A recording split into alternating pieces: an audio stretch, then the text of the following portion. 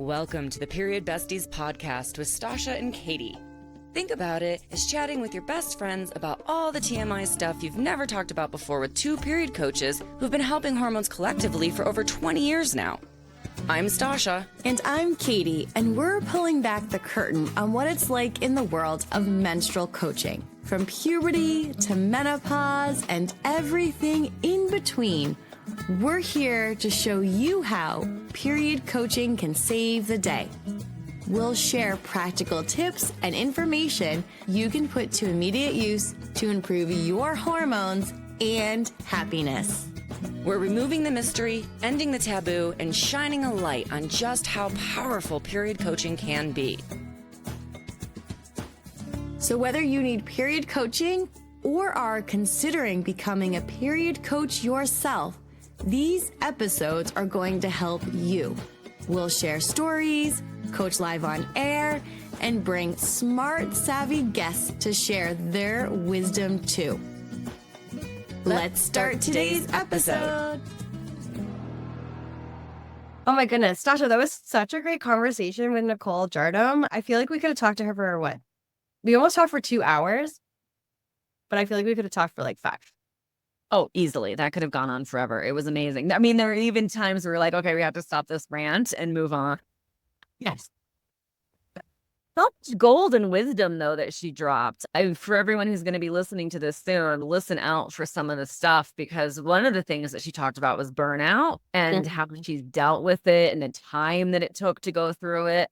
But I loved how she was talking about now she knows that she's needs to be paying attention because she'll start to get period pain. And that's a sign that she's moving into that burnout phase again. So I love that whole conversation on burnout and dealing with it. I just thought it was genius. So much gold in there. Me too. And I think it's so authentic and also very vulnerable as a business owner in this space to share that, because like you have this, you're building a business and you have people are looking up to you. But I also think it's so important because we've all been through it. Building a business is not for the faint of heart. By any means, it's hard. And to be able to have this conversation, we've all experienced burnout in different ways throughout our life. But I really liked what she was sharing and how she took that space and time. And we all had a laugh because all three of us have lived in New York City and different stage of our life, but all left, and the benefits of our nervous system and how that kind of has helped all of us with our health and mental health too, and physical, emotional, all of it.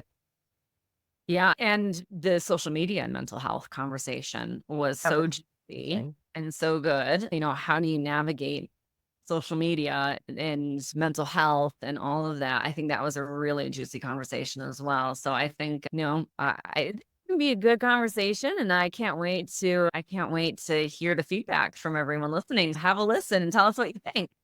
Let us know what you think. Enjoy. Okay. Fantastic.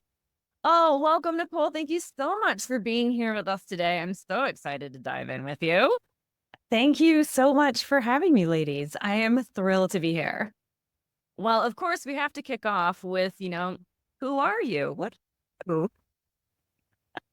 am I? I know. Where do I begin? Oh boy. I am a women's health coach, and I have been helping women address period-related problems for over a decade now. I feel like I've been doing this a long time.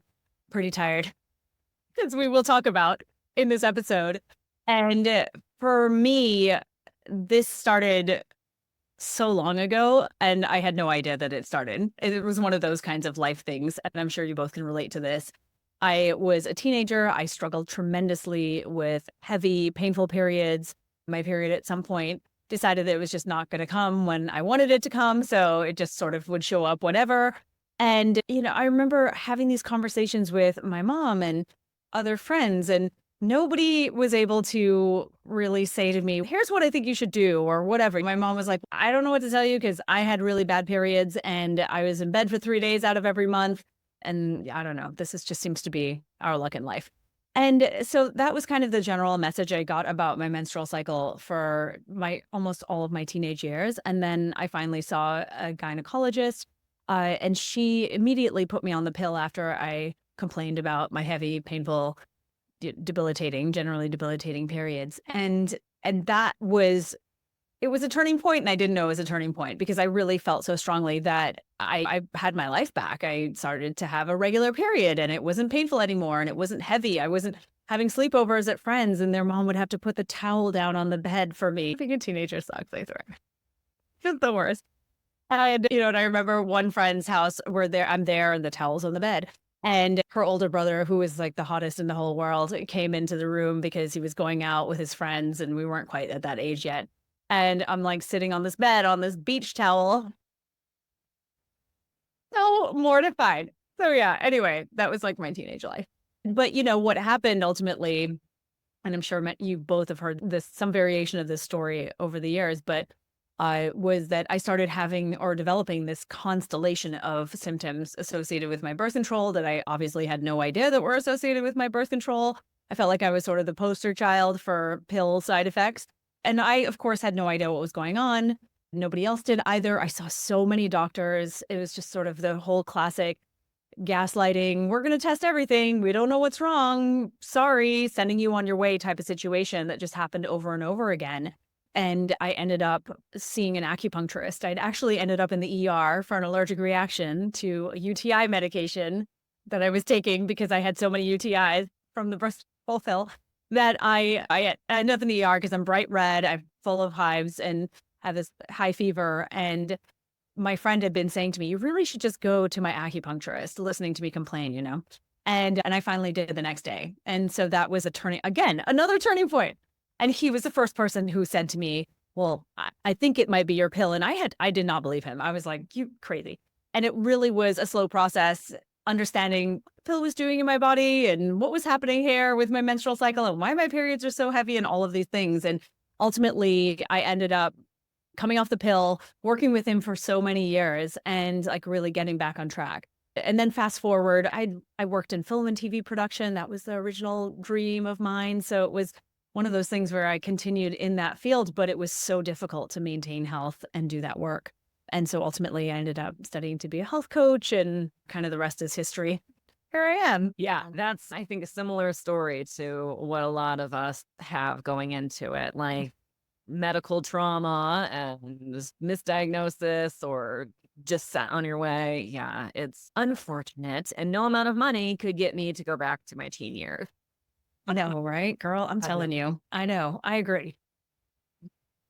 I had a question about being in the work, like corporate life, in coming off the pill and kind of dealing with that. Like, how did that affect just being able to show up to work every day? Oh my gosh, it was so difficult. And I wasn't really in a corporate environment. I worked freelance in TV and film production. So we used to do mostly TV commercials.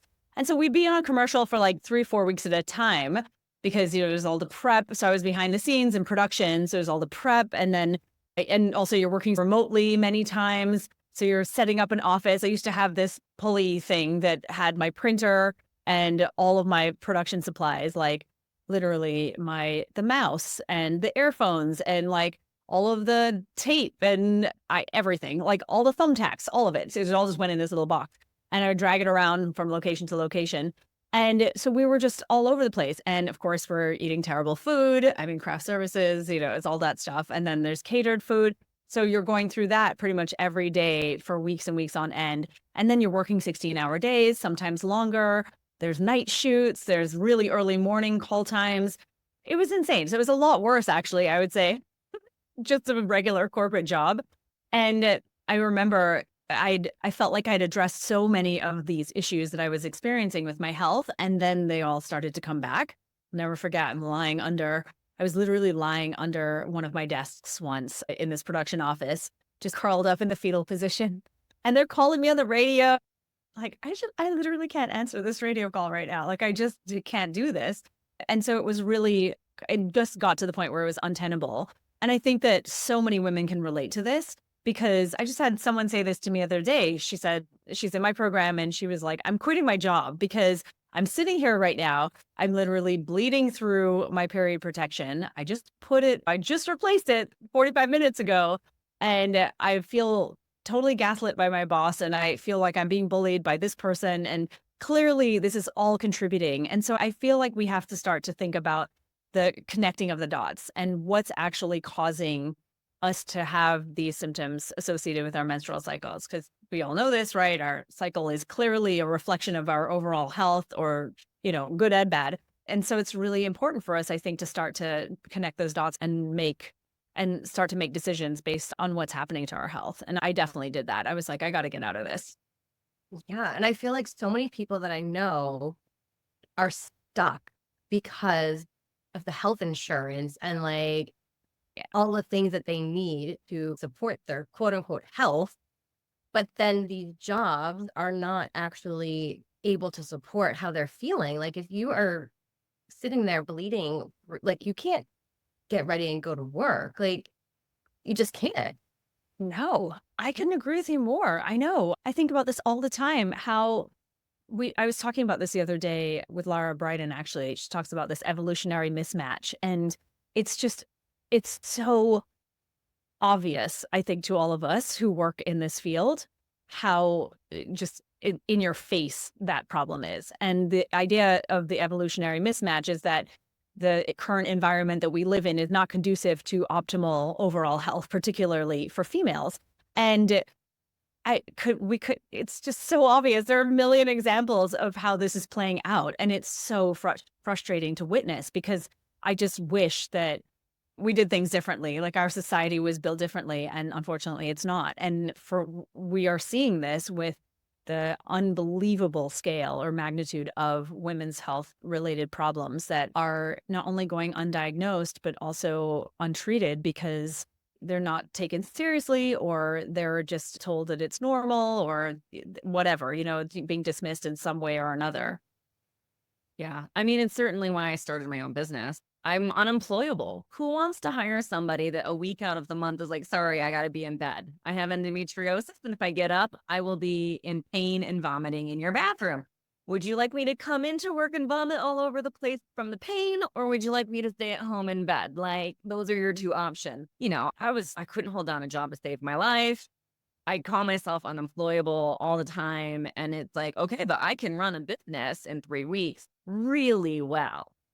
So why don't I just help other people who are not able to work a normal job for whatever period issue that they have, build a business so they don't have to deal with that corporate dilemma of what do I do now?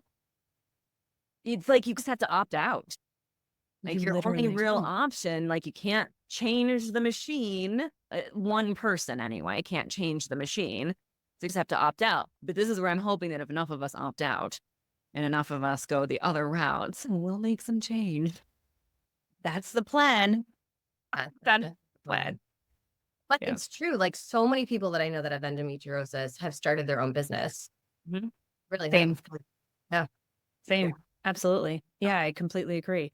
Or just have some sort of debilitating period-related issue. I mean, we see this more and more now. Exactly. My favorite clients are the people who have endo or PMDD or something that's like super debilitating and want to build a business. Because you're like, man, you've been there and I figured it all out on my own. And if I can save you that shortcut, that would be amazing. But it's just so fulfilling to be able to help somebody get out of that spiral, because it's not healthy and it's only making the symptoms worse, and actually be able to take care of themselves financially and physically, mentally, emotionally, hormonally. That to me, that's one of my favorite things. But I want to ask you, what is your favorite thing about working in the field? Oh boy, there's so many. I think it speaks to what you were saying earlier about, or just a moment ago, about just having this flexibility to live your life on your terms. And I remember my last job or my last gig in the commercial world, TV world. And I just couldn't wait to get out from under someone else telling me what to do. It was almost always a man, or it was a woman who was so in her masculine because that was what she needed to do in order to survive in that industry.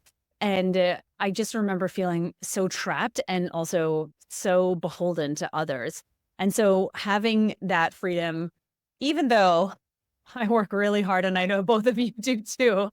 And so Hayden, Hayden, my partner, he's always like, you can take some time off, right?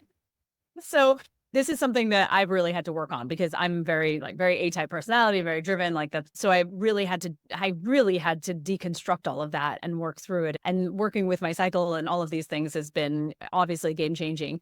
But it was the escape from what felt like a bit of a prison. And then also being able to, or having this spaciousness to really work within the parameters of my cycle. That was just amazing. And also to then be surrounded by people who thought that was really cool. Not like I was some weirdo.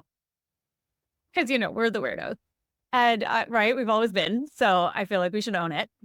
But yeah, right? I know. So I feel like that it was that. And then also to make the friends I've made and have this community of women who are so incredibly supportive. And we've moved away from the behavior that seems to be encouraged, particularly in the corporate world, of like pitting women against each other and, women feeling like, well, they've only got the scraps, so I've got to climb on top of that other woman to get what I need to get because this is what we're being offered and it's not very much. And just like feeling like we have a seat at the table, whereas I never really felt like that before. So I feel like those are some of the main ones, but particularly the community, because it's a community of super supportive women on a mission to just do really good things in the world. And I don't know, not that I think that's necessarily rare, but it seems hard to find. Definitely. I remember being in the corporate world and it really felt like they wanted us to be against each other and pit each other. And I had two friends that I met like the first day at my first job in New York City. And we vowed that we would keep in touch with what our pay was throughout the years. And it helped so much with negotiation. And like we became this like team, even though we went in very different career paths. And I know that's very unique, but I just remember this girl coming up to me and being like, okay, we're all new here. Like, let's start together and let's share. And already off the bat, even though we had the same exact job, we were all making different amounts of money. Unbelievable. Yeah. I mean, it's no different in non-corporate world. Like I've never had a corporate job. I started dancing at the age of 3 and worked with companies throughout school, high school, college. And of course, you work in the service industry to actually pay your rent when you do that. Well, I've never had like a normal job, but I remember having a boss who was like, a woman can't be a bartender and I'm going to break you down until you leave and quit because women shouldn't be behind the bar. And I had another boss who straight up told me his goal was to make every single woman cry so that he could break them and rebuild them. It's kind of everywhere. Like it really doesn't matter. And I mean, this in film and production, it's just as bad as any other industry. So it's just rough to exist as a woman in the world. And then you add any kind of period related problem, women's troubles to it. And you were dismissed before, but now you're just, how quickly can we get this person out of here? Literally, right? Meanwhile, it's the whole system that's creating all the period problems to begin with. So I can't even, I know, we can bitch all day. Hold on. Another episode. I want to reflect on something you said about working really hard and building this business. So when it comes to your health, like how do you really take care of yourself with all of that? Because I think for me personally, this is something that when I was starting, I struggled with. And I mean, I still do. It's not like I have things down, but I definitely have a better bird's eye view on what needs to be done and to take care of my health. So I want to hear from you, like how building a business and also taking care of your health and your period, like how do you manage that? Oh boy, you have all day. Hold on, talk about. Also, you have toddler twins, Katie. I don't even exist in near that universe. I gotta give you props before I even get into my whole thing. I feel like, wait, what was that? Asking. She just needs all of the tips. Give me all the tips. Oh my gosh, I know. You're so funny. What's interesting is that I realized that I was not taking the greatest care of myself. I'll just start with that. When I went through the whole book writing process, and that was talk about corporate craziness. I guess I shouldn't say too much because then I might get myself in trouble. I don't know what I can say about book publishers.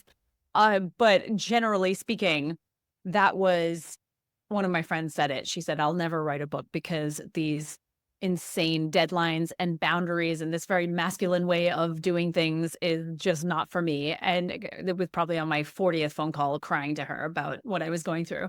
And so it really was the most arduous, insane process. And it was so detrimental to my physical and mental health. And it took me pretty much until last year to recover. Last year was 2022? And I started writing it at the very end of 2018, so early 2019.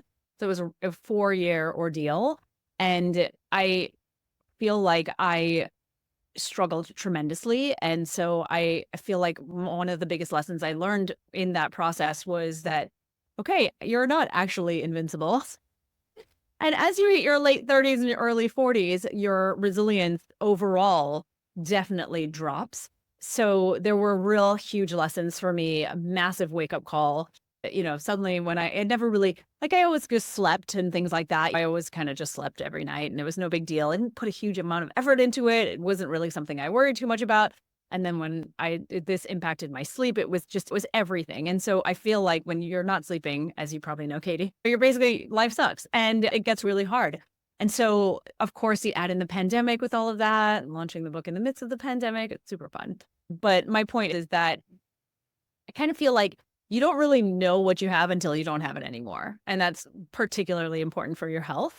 And so when I think back to the years before writing the book, I was in my 30s. I didn't really, again, have to do too much to feel good and stay healthy and whatnot.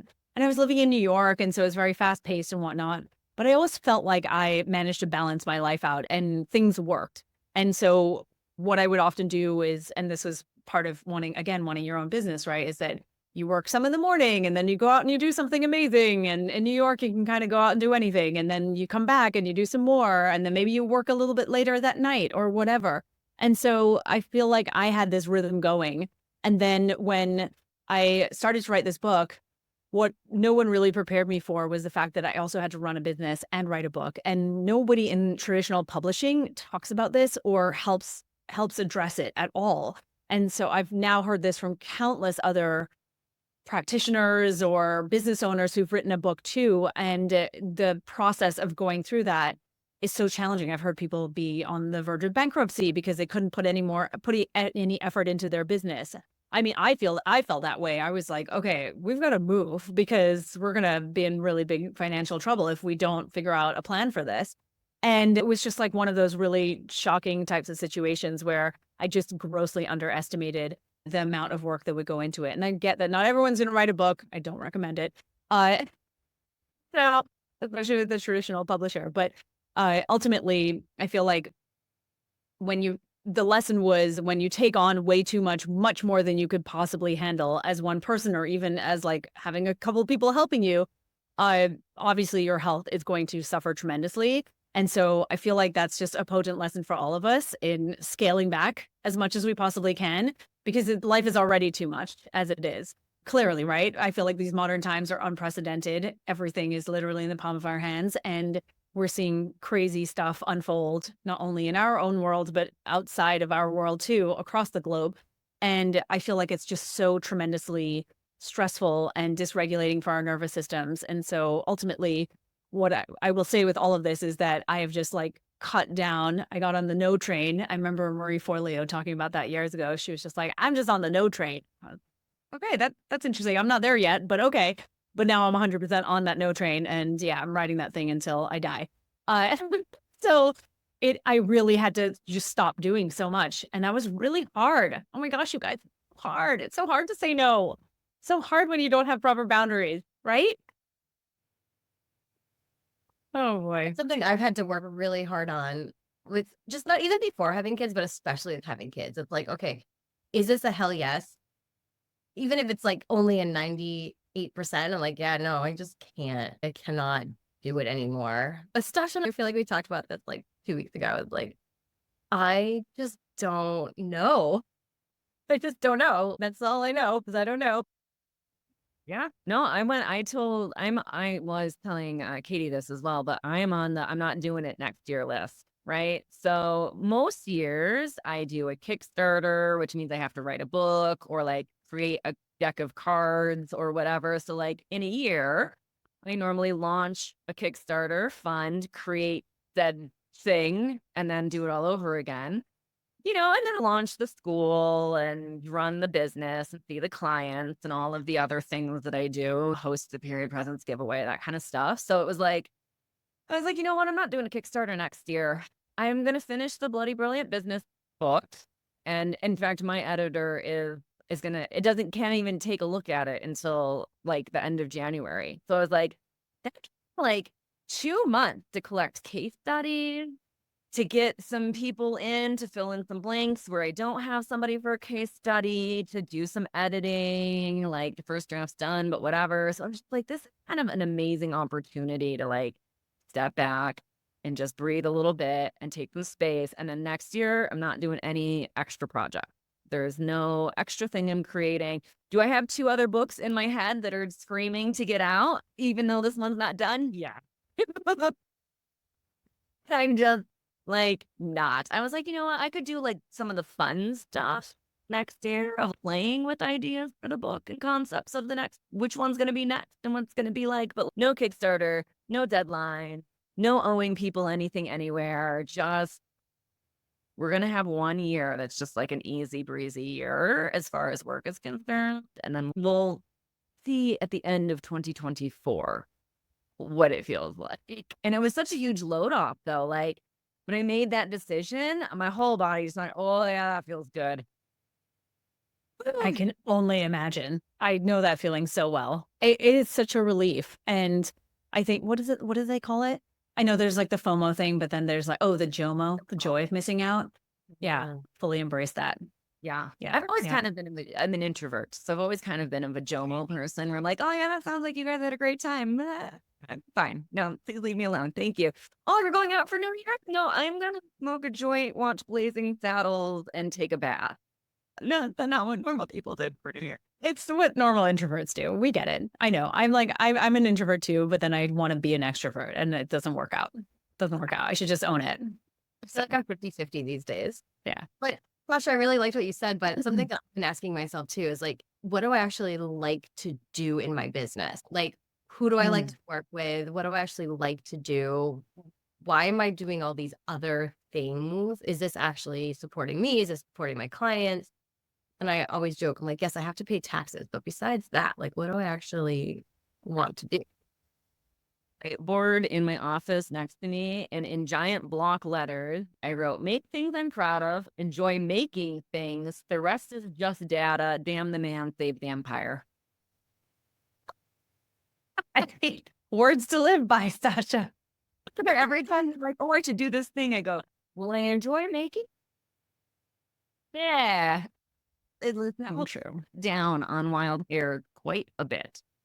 I agree. Could not agree with you more. I know. And I think we all have to be asking ourselves that question, right? Do we enjoy it? And obviously there are going to be things that you don't really enjoy, like content creation, especially excessive amounts of content creation, which is what I'm doing right now for this membership that I'm working on, is pretty exhausting. I also at the same time love it, but it's a lot. And I feel like there are other things too. Like if you want to have a successful business, there's things you just have to do and they're not the most fun. But like overall, like if you're approaching it from, a high level perspective, like what do you enjoy doing and how can you do it? I feel like I talk to other business owners about this all the time. Like you can't just be doing things that you think you need to be doing to make your business successful. Like you really have to have your heart and soul in it too. Otherwise it gets pretty yucky pretty fast. Yeah, it certainly does. Yeah, and I want to circle back to like, how did you, after getting the book out into the world, which it's right here, by the way, how did you kind of get back to your health and like feeling vibrant again and just like feeling like yourself after 4 years is a long time. Yeah, it was so long. Yeah, I know. I used to work in publishing, so we used to book out like 4 years ahead of time. Like, how do we even know what's happening in 4 years? Like, this seems so. Yeah, that's what we learned, right? Pandemic's going to happen in 4 years. Who knows?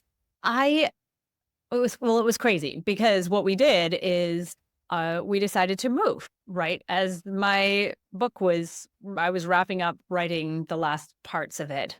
Really so smart. Anyway, so it was like October 2019, we moved out and we were going to travel. So we were going to go visit my family in Antigua, Caribbean. It's really nice in the wintertime. So we were just going to be there for a few months. And then we were going to visit some of Hayden's family over on the West Coast. And so we're, this is great, whatever, we'll just do this thing. And then, of course, the pandemic happened and we couldn't come back to New York. So we were just we were living with my sister in Vegas. And then we decided we would go and check out Sedona. Of course, there's no one around, right? We're at the Grand Canyon with like 6 other people. It was nuts. It was so crazy what we were doing. And we were just roaming about and by ourselves, basically, because everyone was at home. And so we ended up driving across the country in July of 2020. And then we ended up buying the house that I'm in the fall of 2020. So we were just, like I said, pretty much homeless, location independent. That sounds nicer, for a year. And that year was obviously not a good year to be trying to heal after. Look, it was basically impossible. But like I said, I had all of these health issues starting to come up. Like my hair was falling out. I was exhausted. I was dizzy all the time. It was a disaster. And I remember we finally moved in, and then I sort of had a deep collective sigh of relief. Okay, we're in one place and we're in the country and it's gorgeous out here. And then we adopted the 2 puppies. So it was busy, but I feel like literally I had to take myself out of New York City to know how detrimental it was to my overall health, especially my nervous system, to really realize just how much I needed to be here. At first I was like, I don't necessarily know that I want to be here. Like I much prefer to be back in New York. And, it's like the evil that you know. And so that was really what ended up happening, was that it just took multiple years of me walking in the woods, not every day, but a lot of the days, and playing outside with the dogs and just sitting in the sunshine and like making sure I was getting sunlight in my eyes first thing in the morning. It's hard to do that in New York, right? Not a lot of sunlight in anyone's apartments usually. And so things like that, and just making sure I was eating breakfast every day and 3 meals a day, and, stopping work at like 5, 6 p.m. and all of the things, all of the most basic things. But we'd just been so all over the place for so long. I mean, when I was writing, Stasha, sorry, I know you can relate to this. You've written so much. And I feel like I would get up at 7 a.m. I'd write, maybe have lunch if I was lucky, or a snack or something, and then keep writing or researching or editing or whatever I was doing. And then Hayden would make dinner, thankfully. And then we'd have dinner and maybe I'd watch a show. So I get like 1 hour of joy in a day. And then I'd go back and continue on until like 1 a.m. And I don't drink coffee. So the tea that I was drinking, the like Earl Grey tea, was not keeping me awake. So I was like, all right, maybe I'll try some ice cream. So I'm eating ice cream at like 11 o'clock at night so that I could stay up until 1 a.m. to finish this book because the deadlines were so insane. Yeah, I know. The epitome of health, you guys. Epitome. So yeah. So all I will say is that it literally was a complete like hit the brakes moment, and I had to just take as much off of my plate as I possibly could. And that was how I recovered, but it took years. And of course, like tons of supplements as well. Like I did a lot of those, a lot of nervous system regulation, all kinds of techniques, breath work, all kinds of things. But yeah, it's a process. And I think it's a really potent reminder for everyone, because we think that this healing business is going to be relatively easy. And oftentimes it is such a long, arduous process. Not that I'm saying you should not do it, because you should, but we underestimate it. And I think we really, more than anything, underestimate how long it took us to get there. Right? I'm so fond of saying it took you years to get here. You're not going to get out of here in a day or a month. It's probably going to take you a year or maybe multiple years to get out of where you got. We just have this mentality that things will be instantly solved, but you get years of issues. Going to take you longer than a month to resolve. So it's totally normal. I talk to my clients about that all the time, because they're like, I've been doing this for a month. Like, what's happening? Like, why is nothing happening? Like, we're healing. Like, how long have you felt like this before you reached out? Like, Exactly. we all could benefit from being like so much kinder to ourselves. Yeah. in I a could not agree more. kind environment. You know, it's hard, especially when you're in it. So I have a lot of respect for you kind of just being in nature and like, and all three of us left New York City to reset our So nervous. funny. Yeah. Yeah. Because when you know, you can't not know, right? Yeah. I was like, I gotta get out of here. Not that LA was it was better at the beginning. And then I was like, I gotta get out of LA too. Yeah. No, same. Listening to your story, I was like, boy, that's literally, I go out every day and walk in. We are on the border of the national forest. So our backyard is the national forest. So it's like we go out every day into the forest, and it's either me and the dog or me and the hubby and the dog, or, It's so nice, isn't it? Oh my gosh, it's so nice. And again, I don't know if it's an age thing. I imagine at 25, this might not have been my jam. Not have been into the forest. So yeah, like I do really think that there's something to be said for that. And really listening to yourself, right? I can't believe we all left New York. That is too funny. But I imagine we all left under different circumstances, but it ultimately was all the same reason. And so I think that's the most important thing, right? It's I know both of you have seen this in your work so many times too. It's just listening to yourself, listening to the cues or paying attention to the cues, watching for the signs that your body's breaking down. And I'm constantly having that conversation with women too, chronic headaches or migraines or extreme period pain. None of these are normal. And yes, you've been told you can take a pill and be better in a month. And that's the problem, right? Is that I feel like we're working against a number of things. First, it's the belief that women shouldn't or don't deserve to invest in themselves and invest in their health and improve their health. And the second thing is we're working against this huge behemoth that is the pharmaceutical industry that allows for the belief to perpetuate that we can feel better in a month with just take this pill. I saw this ad the other day for heartburn or acid reflux, and it was just like, kick your acid reflux to the curb, eat whatever you want, and and just continue to eat your diet. And here's this thing, and I just it drives me nuts. Just when are we going to start talking about the fact that the thing that you're eating is literally causing the heartburn? But whatever. So I feel like we're up against this massive industry that it's so hard to undo the conditioning and the narratives that women have been fed for so long. huge. Yeah, huge. So now that you're feeling a little bit more you again, what's the day-to-day look like? What is there a day-to-day? I often say, I don't have a day-to-day, I have a cycle-to-cycle. I walk in the woods in follicular ovulation, early luteal, deep luteal. I kick back on the couch, menstrual, I take a nap. So I kind of have a cycle-to-cycle self-care system. But do you feel like you have kind of laid into a more regular daily upkeep now? Yes, I love it. I love your cycle to cycle. I mean, that's great. And the way you say it is so cute. Yes, I feel like that. And it's very similar to what you're describing. I feel like I finally got the dream day-to-day schedule down. And so basically, same as you, I take things way down during my period and maybe the day or two after. But usually I, wake up to sunshine in my eyeballs. Okay, I'm going to get this circadian rhythm sorted out if it kills me. And right now it's with a puppy jumping up on me at 6 a.m, but whatever, it's fine. She's cute.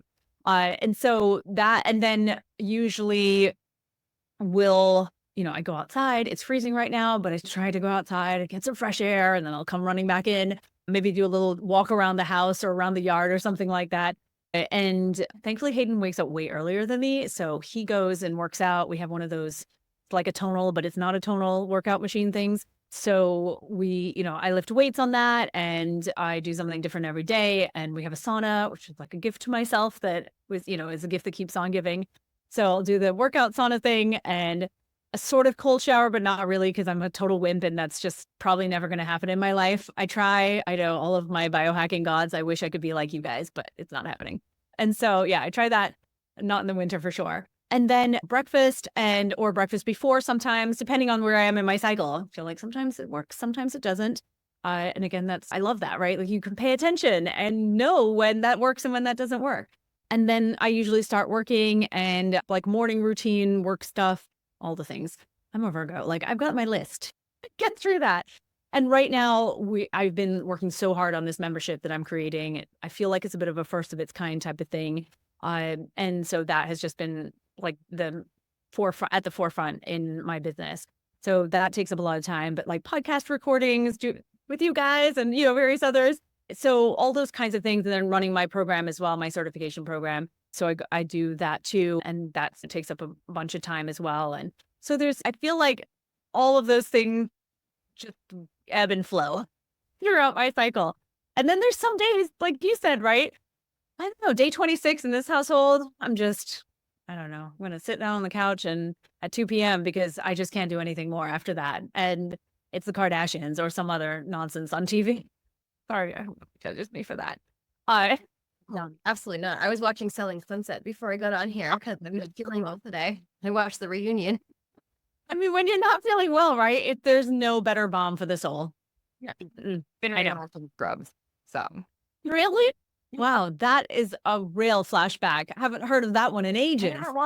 came out. So honestly, it's like seeing it for the first time. So that's been my I need an afternoon lunch break. I'm gonna make lunch and I'm gonna sit down. I'm gonna watch an episode of Scrubs, have my lunch, kick back, relax, and then I'll go back to actually usually that's when I need to go out and get firewood for restocking the fireplace and whatnot for the evening. So it's actually been really lovely afternoon break because now I have to go outside and get the wood and bring it back in, which gets the dog out and running around with me. And then it's go for a walk in the woods while we're out doing all this. And yeah, it's been a lovely thing. I do want to know, do you have any symptoms or signs that you look out for to avoid hitting that burnout again?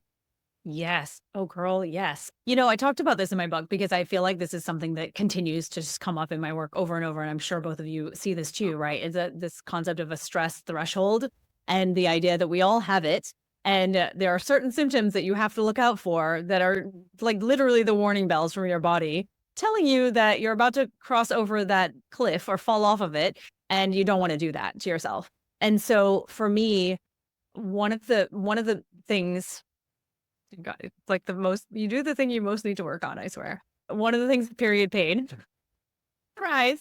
Yep. So that comes up for me.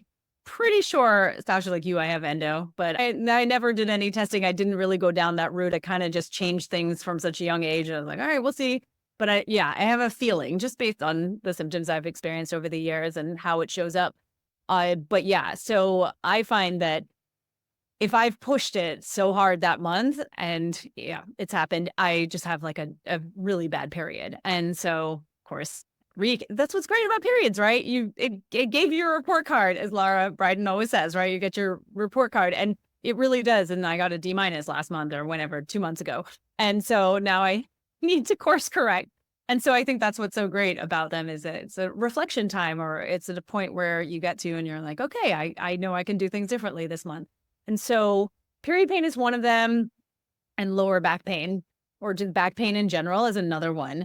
And so for some women, it's, a huge breakout of acne, or it's like a headache that turns into a massive migraine, or, it's I don't even know, some other kind of pain, right? Or you're developing something, you get a cold and then it turns into the flu and you're taken out for 4 days. And so I feel like it's all these little warning signs that you kind of tend to brush off. And so oftentimes the back pain for me is another one for sure. It's seems to be my weak link. So those are the two big ones that tend to happen. And my mom has rheumatoid arthritis. And so I definitely feel like there's clearly sort of autoimmune underpinnings just in my genetics. So I find that I just have to be really cognizant of all of that. Yeah. Is there something that you do specifically before seeing clients or holding calls or something for business? I find it's kind of fascinating, how different people sort of ground themselves or take a moment to themselves before working one-on-one with a client. And I think it goes with that self-care vein as well. But is there anything specific that you like to do before you go in to be basically the coach, space holder, leader position? Yeah, it's so true what you said. I've talked to so many people about this and they all have different ways of doing this. And I just love to hear everyone's for nerdy and interesting. Right? I know. It's one woman was telling me something about a feather and she did this feather thing. Yeah. And I was like, hey, whatever. It's great. I love it. I love it all. Oftentimes I find that I I just take a walk outside. And if it's summertime, I'll just walk outside barefoot because I just find that it's obviously very grounding and I feel very rooted into the earth when I'm able to do that. And then also just playing with the dogs. They're just, you know how it is, right? Quick kids. They're just so pure and they have no worries in the world. So it must be so nice.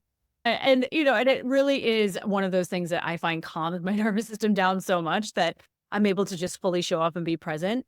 And I also just take a moment of gratitude that I have this amazing client and I have this person who is trusting me with their health. And I just think of the things that we've talked about in previous sessions and how grateful I am for the changes that they're experiencing and the ripple effect that's going to have not only in their family, but within their community, their friends, that kind of thing. So I just project out, I suppose you could say, the feelings of just being grateful that they're working with me and they're seeing improvements and improving their lives.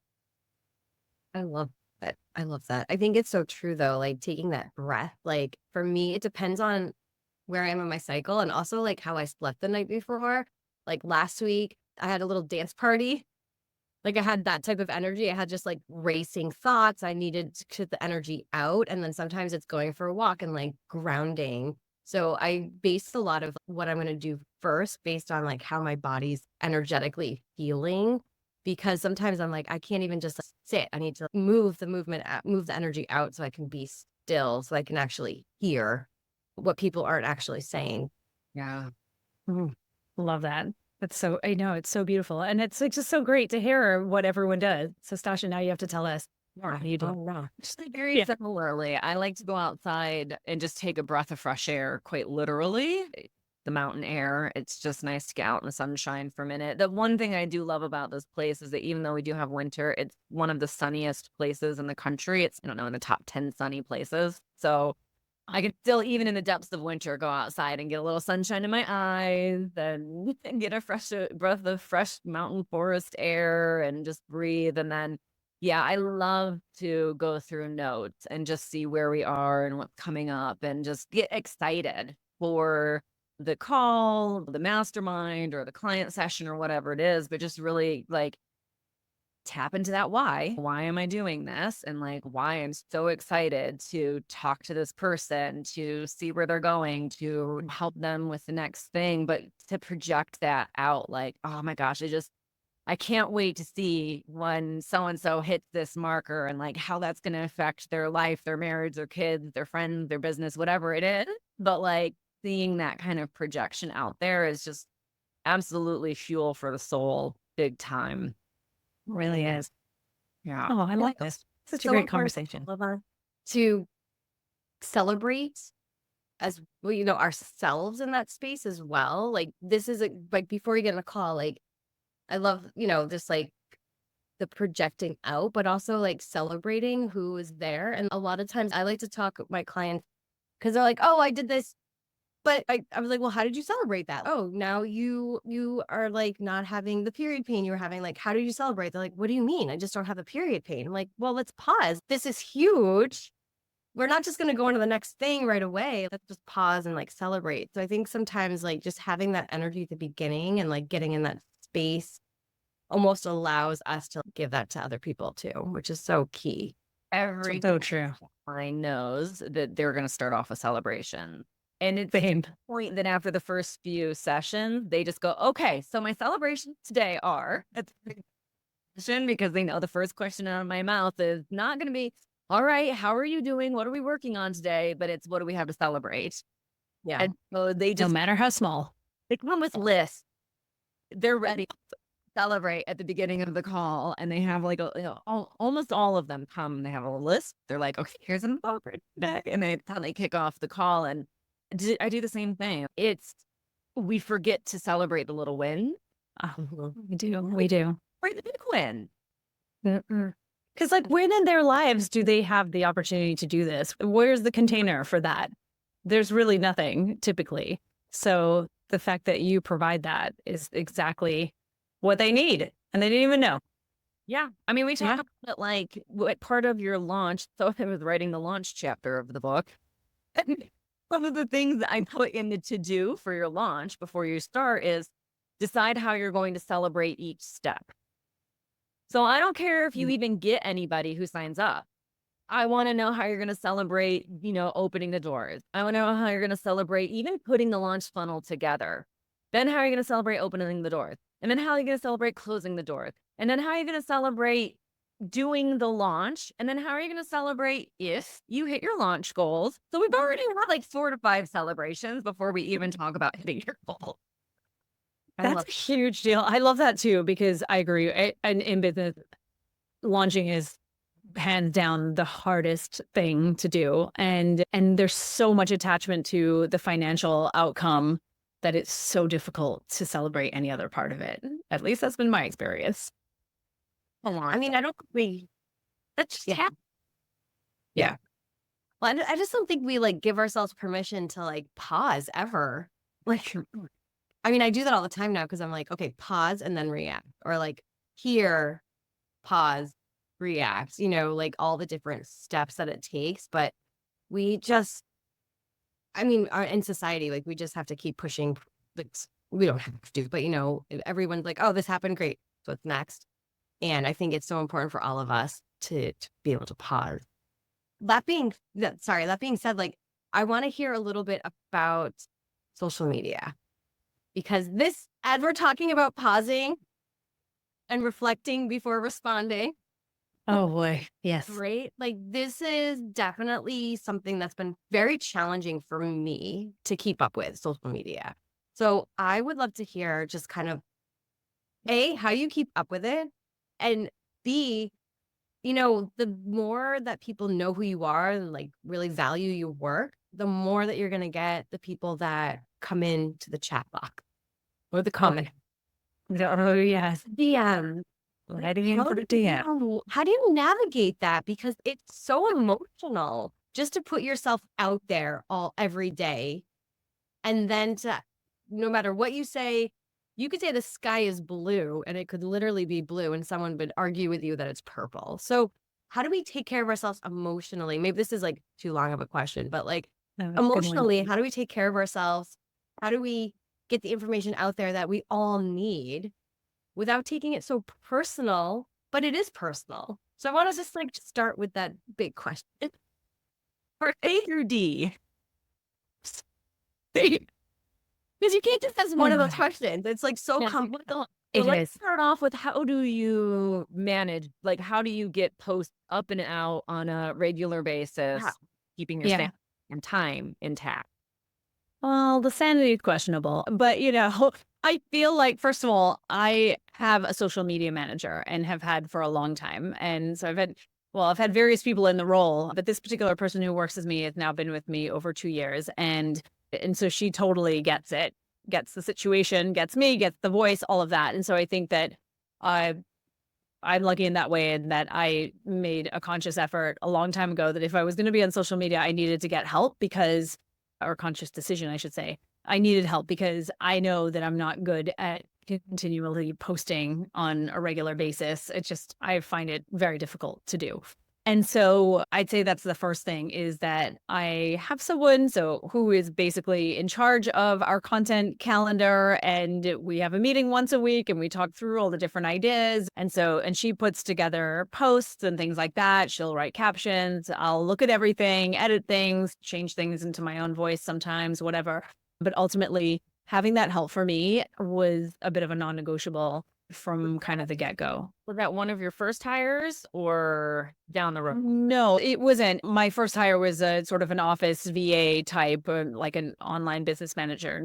Online business manager came later, but yes, more of a VA who helped with like all the admin stuff and inbox and things like that, customer service, all of that. And then, I think the first person I hired for social media was maybe in early 2017. It's been a good 6, 7 years now. And it's so funny because in the gaps, like if someone, it wasn't working out or they were moving on to something else or some other type of work, it would be a few months before I'd hire somebody else. And I swear those few months, I was just like, what am I going to do? And so I'd post like maybe once a week. So I just know myself well enough that like, okay, if I'm going to be on this thing, I got to do something, because I can't do this on my own. So that's, to answer that question, that's how I make it happen. And I think the key is to hire someone who is very creative and into this stuff. I mean, that's always the goal, right? Is that, like we were talking about earlier, what do you like to do in your business? I have a lot of women in my world who love social media and they love to create all of this content, and more power to them. And so that they're fine with that, whereas others are not so good with it. So I think like recognizing what you're good at and what you love and what you know you're going to do or not do from the get-go is really important. So that's the first answer. Should we get into the second one? We have all day. So what I had this conversation with another women's health practitioner the other day who's pretty prominent in the world. And she and I were just talking about the fact that social media has become not so fun anymore. In fact, it really is quite toxic, if we're all being honest. And, it was fun, I think, about 5-7 years ago when, especially Instagram, when it was new and you could build your audience and there weren't all of these crazy algorithms and shadow banning if you said something that the algorithm or Instagram doesn't seem to like very much. And I think in women's health, at least I do, apparently, I say things that people don't like and it gets me in trouble a lot, apparently, too. So what I have found is that it's just become harder and harder every year that I do this. And so I'm like, let's get on the fast track to retirement. Kidding, but you know what I mean? It's ridiculous. And it's sort of this necessary evil, I feel like, too, right? It's like, what else are we going to do here? I mean, I find that if you don't have an offline business, it's really difficult to avoid social media so that you can build your business. I haven't found another way currently at this moment. I used to have a lot of traffic, organic traffic from Google, and that all got shut down in 2019 when Google completely changed their algorithm and in favor of more medical websites. I had blog posts that would get like 40,000 views a month, and my views per month have dropped by like 90% in the last 4 years. It's crazy. So I used to get pretty much all of my clients that way. And now it's really, I find that my business is very much dependent on social media. So that's an inherent challenge when social media has become so awful. And I don't know, maybe not everyone feels that way, but I definitely do. And I think that a big part of it is people have become, particularly in the last 3.5 years since the pandemic, I do feel like everyone is sort of very traumatized and they're letting it just all out on social media because it seems to be their safe space to do that, because there are no repercussions for that behavior on there. And so that just seems to be what I've experienced. I'm curious what your experiences have been of it too. And particularly when you're talking about a kind of loaded topic like what we all talk about, and I tend to not mince words sometimes. I don't know. It's just who I am. I don't know. I've always been this way. And so I've always gotten myself in trouble, even offline. And I've calmed down a lot. But I do find that when I see things that are wrong or I see injustices, whether that's in women's health or not, it's hard for me not to say something. And so yeah, I say things and then I get shadow banned or I lose like 1,000 followers or whatever. It's just crazy. And so there are definitely penalties. And I understand that, people tend to just sort of shy away from saying all of these things. This is what I see often too, right? We don't say these things or we don't say something that might be confrontational because cancel culture is real. And it is definitely a repercussion of that environment that we're now in. And so I find that there are so many people who want to do the right thing or speak out, and they don't for fear of that because they have a business to run. They have money. They need to make money. They have a family that they need to take care of. And I get it. Like my business is the breadwinner in my family. And so if I am purposely putting things out there that is going to cause harm to my business, then yeah, I could get myself into a big problem. And so I feel like I also am careful and toe the line a lot of the time when I don't want to. But I think that one of the things that I've spoken is pharmaceuticals, the birth control pill, all forms of birth control generally.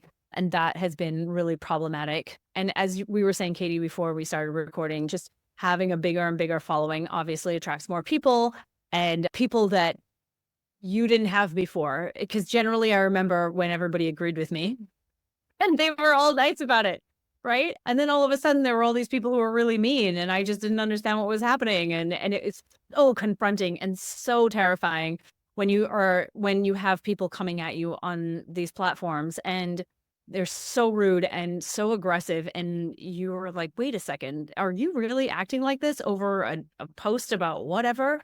And then there are all these other people who feel entitled to your advice or your expertise, and they're filling your inbox with diatribes about their health. And I understand, trust me, when you're desperate and you need help, I understand. And at the same time, we have such a lack of social media etiquette, decorum. I mean, all of it on these platforms now. And I'm not sure what the solution is. I really actually don't know. But I do feel like, and particularly with, I joke, I call them the OBGYN mafia, because that's kind of what they are. But this sort of divide, like a chasm now, really, isn't it? Between traditional medical doctors, OBGYNs, people who work in women's health, and us. One of the OBGYNs who's pretty prominent referred to us, me and a number of other women's health practitioners years ago as the nasty natural brigade. And it was hilarious. I know. So there's that whole piece as well. So we're working against these OBGYNs, which is fascinating to me because all I've ever wanted is to partner with these people and for us to do the complementary work that we do with them in partnership, because that's the whole point, right? They're not meant to give nutritional advice. We are, so it's just so frustrating to see this massive divide between these two industries, because I feel like, and I've been called out by a number of them. I've been called out in videos. They have like 1 million followers on YouTube, and I'm being called out for talking about ovulation. And what I find so interesting is that in recent times, particularly this year, a number of them now are really talking about things like ovulation and the 5th vital sign and the different phases of your menstrual cycle. And if you're missing a period, you should really be looking into that. And here's why that might be. And I'm like, wait a second, are y'all hijacking our language?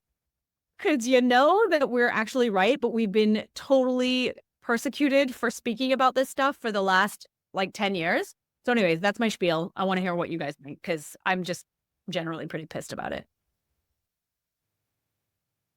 I got a bunch of haters very early in my social.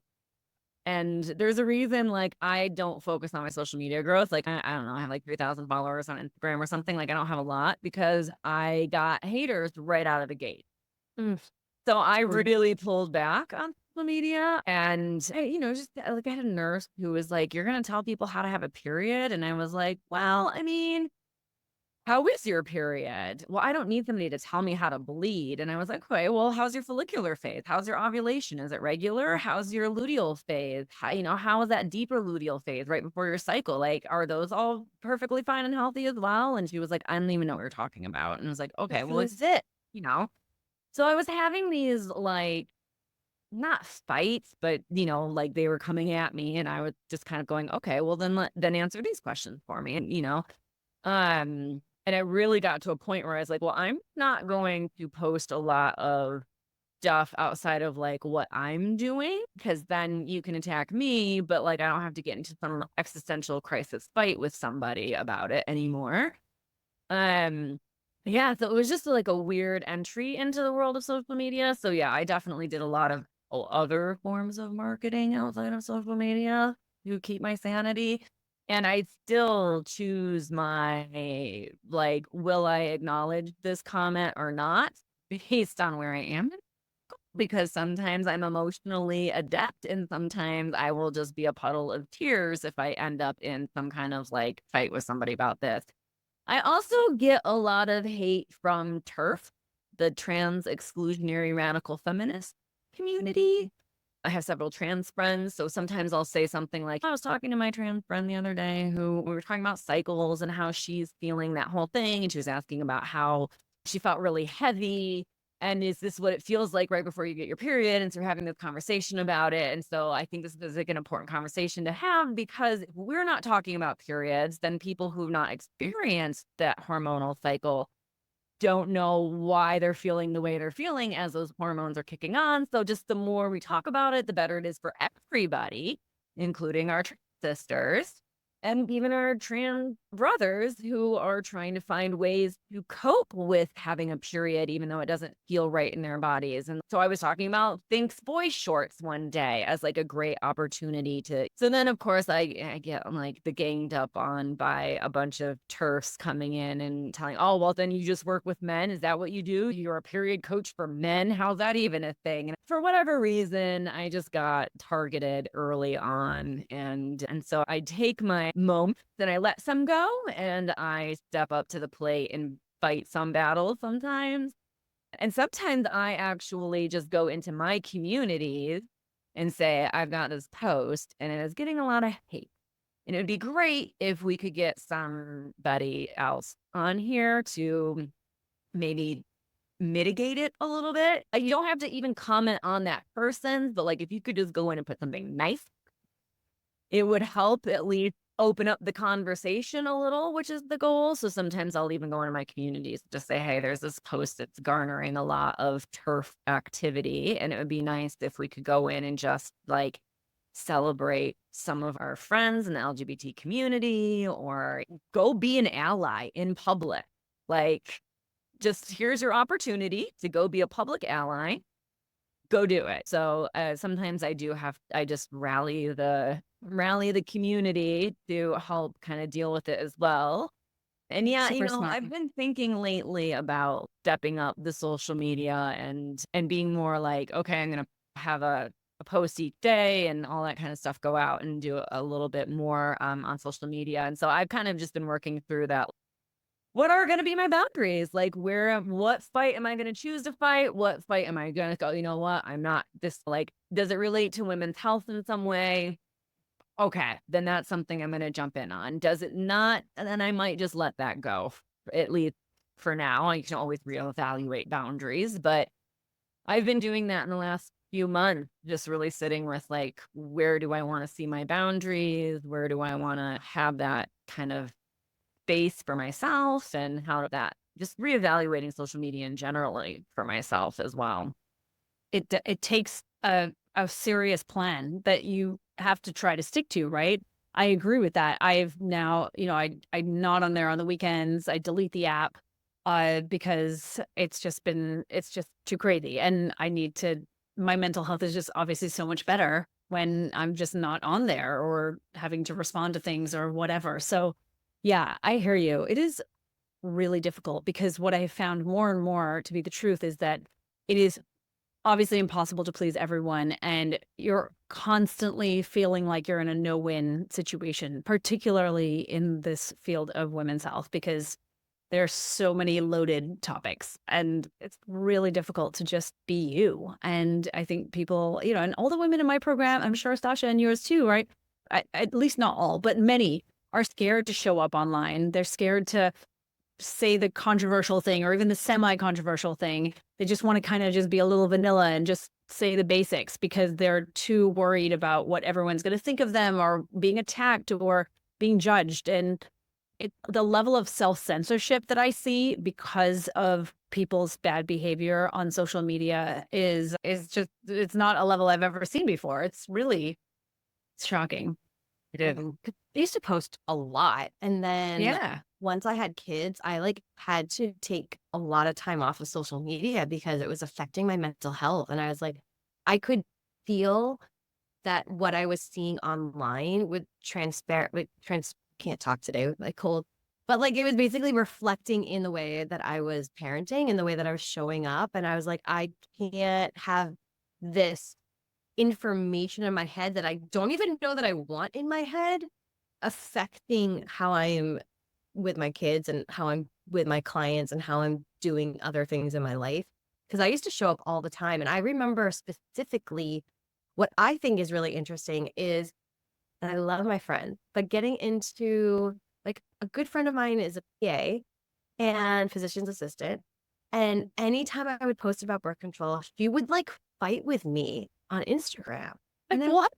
You have my phone number. Call me. And I remember once Stasha chimed in and she's like, well, what do you mean? And she never responded. And then she was like, I feel like you were ganging up on me. I'm like, I was just asking you a follow-up question. I wasn't ganging up on you. You are the one that jumped in instigated it. Like, and it became this weird thing with our friendship, but I feel it was weird. So I have this like very love-hate relationship with social media. And I really do feel like it's a weird thing chemically that happened when I had kids that I cannot handle everything that's going on in the world. I was always an empath. I feel like I'm such more of an empath than I was before. And it deeply affects me watching everything transpire. And I'm like, I just don't have the energy to fight with people. I just No. like, I just don't have it. So I've become very vanilla. I'm like, eat this.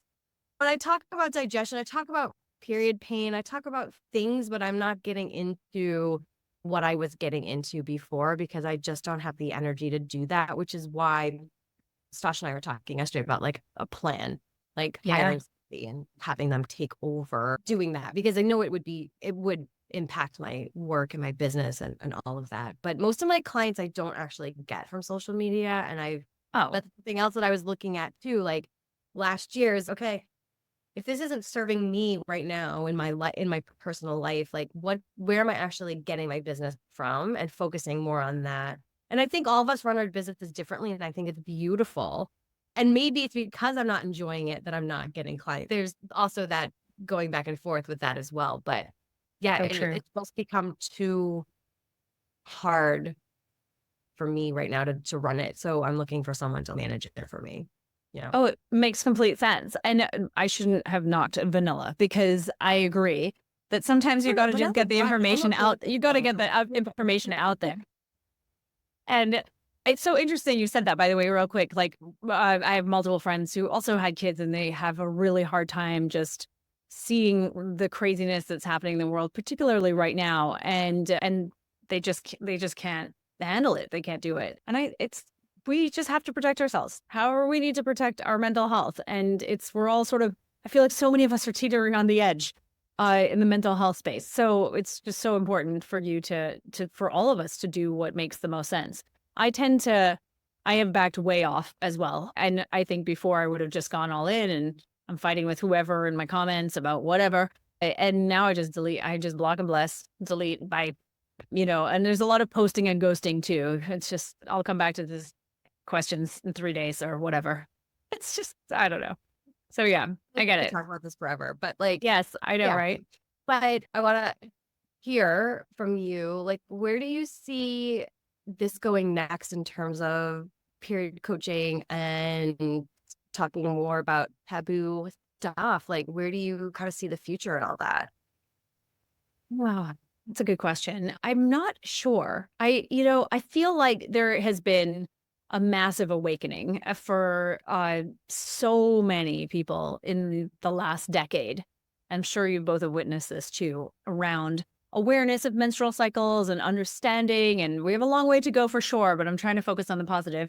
And I do really, I think back to 2011, 2012, when I created the term fix your period. I was working with a business coach, and she came up with it. And I remember thinking, oh, wow, yeah, that's such a good ring to it, because nobody understands hormones, but they understand they have period problems. Like they know their period's heavy, or it's painful, or it's missing, or whatever. Like they can relate to that, but nobody understood the hormonal underlying causes. And now I feel like it's so different. There's so much information out there, possibly too much, a little conflicting, but whatever.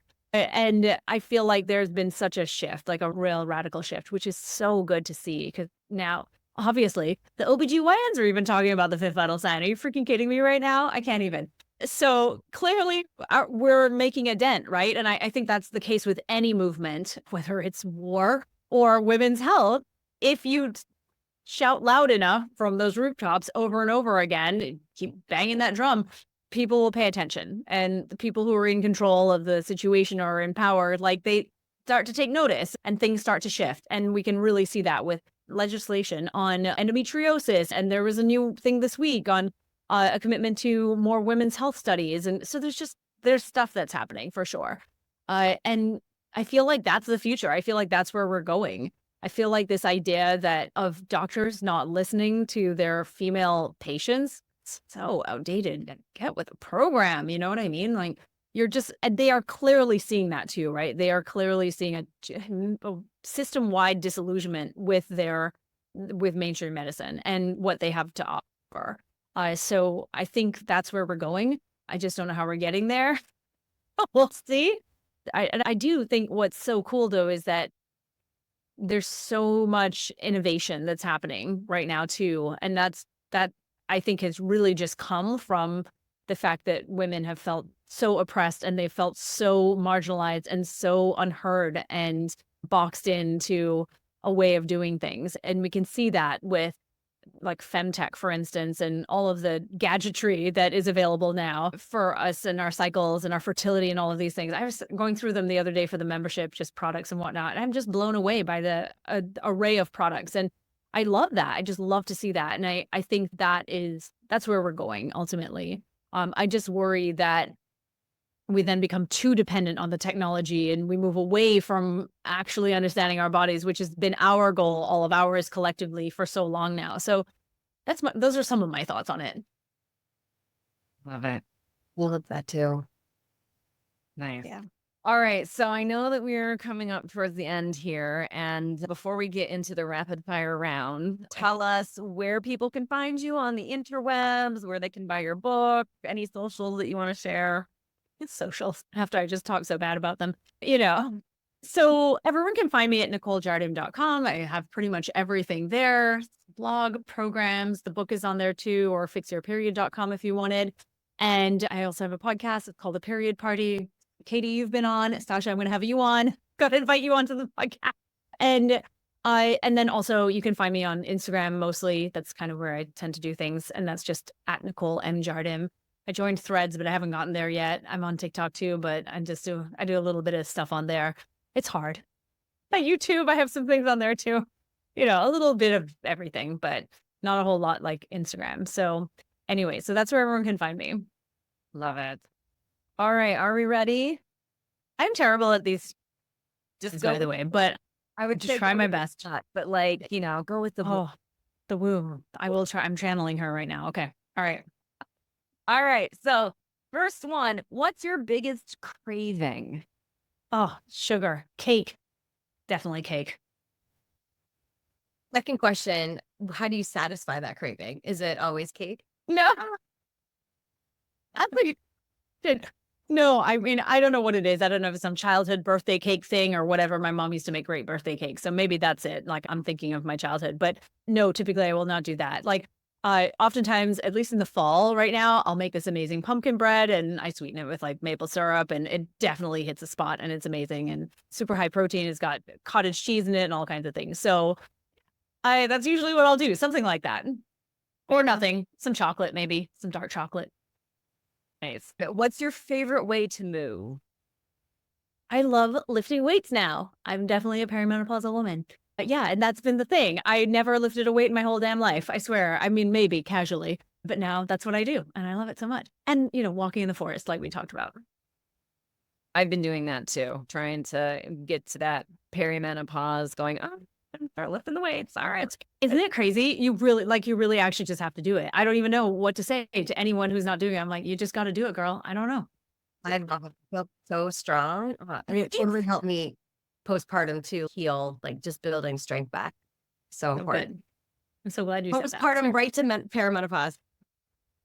You didn't skip a beat. Nope. What's the number one self-care that you do when you're stressing out? I go sometimes it's just like watching TV, but oftentimes like I like to sit in my sauna. I like to hug my dogs, those kinds of things. Like it's just okay, what's going to take it down and right down a notch immediately. What is your favorite music to listen to when you're working? Okay, I can't listen to music when I'm working. Okay, you too, Katie? All right. Let's do it.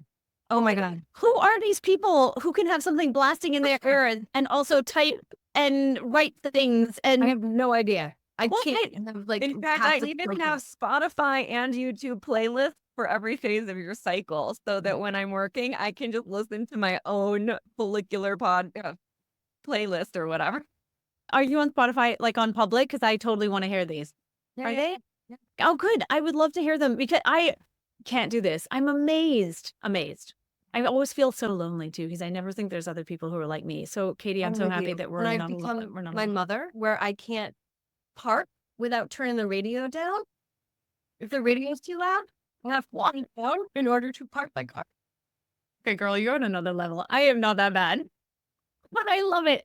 We're all turning into our mothers. That's what I've This learned. is what motherhood has done to me. I've become my mother. Your favorite country or place you've ever been? Oh, wow. I would say, this sounds crazy, India. My mom's side of the family is originally from India. That's of Indian descent. I'm the white girl in the family. And so, but going back there, we joked back to the motherland. But yeah, I went back with my mom and my sister and my aunt and my cousin 10 years ago. And it was just spectacular. It's just salt on the senses. The most amazing place ever. That's all. I love it. Favorite holiday. Favorite holiday? Okay, I think this is such an American thing, by the way. Someone's going to say something like Halloween or something. I really do love Christmas. It's just the time. I just feel like there's just so many lovely things going on. I usually go back home to visit my family. And so it's a hot Christmas with palm trees. And that seems to be how we do Christmas. The warmer, the better. Is there any food that you really hate or dislike? Oh, liver. I wish I could love liver. I tell everybody to eat liver and I just can't do it. So yeah, take liver capsules or I stick it in my, spaghetti bolognese type of thing.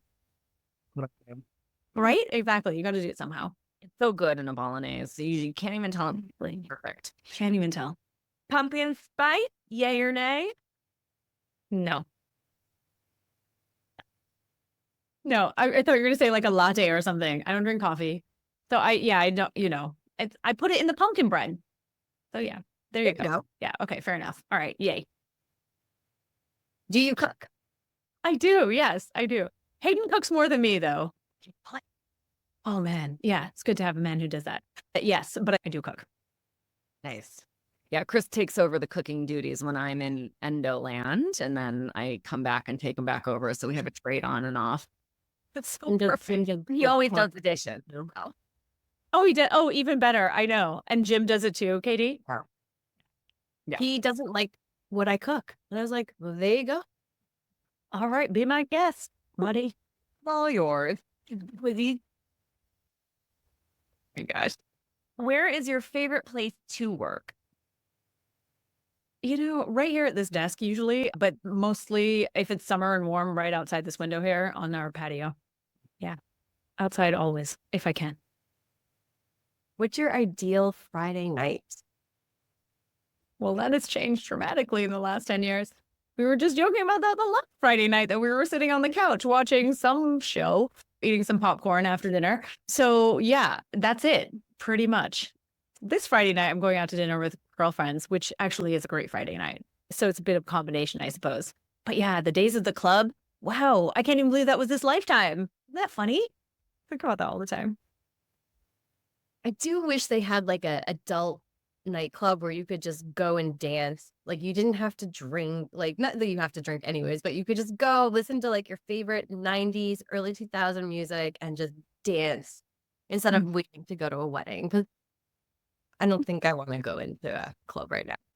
We need to go to a wedding. You're hilarious. That's true. And as we get older, there are far fewer weddings to go to, Katie. Oh boy. I love it. That was it. You did it. You made it through the lightning round. Wow, the lightning round was a lot easier than I'd anticipated. Some people ask the craziest questions. Like, I actually can't answer that. I'm sorry. I'm mortified.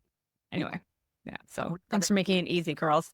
Oh, that was personal, but fun. Yeah. We're not trying to make people dread coming on the pod. That's nice of you. I appreciate that so much.